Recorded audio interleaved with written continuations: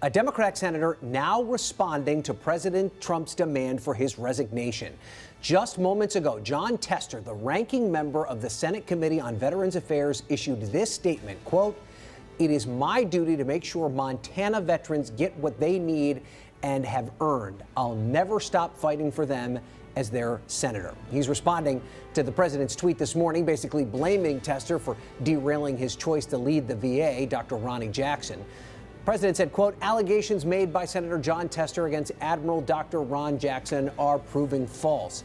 The Secret Service is unable to confirm. In fact, they deny any of the phony Democrat charges, which have absolutely devastated the wonderful Jackson family.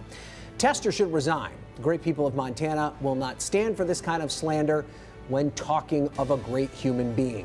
Admiral Jackson is the kind of man that those in Montana would most respect and admire, and now, for no reason whatsoever, his reputation has been shattered.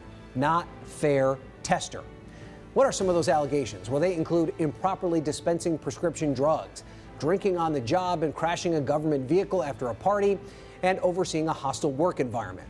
The White House says it has documents that show some of these allegations are false.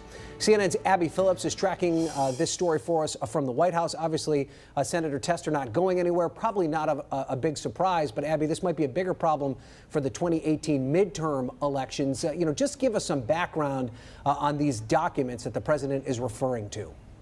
That's right, Ryan. The president has been threatening electoral consequences for Jon Tester for a few days now, but clearly Tester is unfazed by this, and in part because many of the allegations that are out there against Ronnie Jackson are not totally answered by some of the documents being presented by the White House to refute them. And now these allegations have come forward not just to Jon Tester's committee, the VA committee in the Senate, but also CNN has spoken to multiple sources, current and former colleagues of Ronnie Jackson's, who detailed a series of behaviors that they believed were inappropriate. Now, going through some of these allegations, some of the most serious are ones that Jon Tester detailed in a document that he released this week about the allegations against Jackson, saying that at one point he was intoxicated and wrecked a government vehicle. Now, the White House released a document yesterday saying that they looked at the use of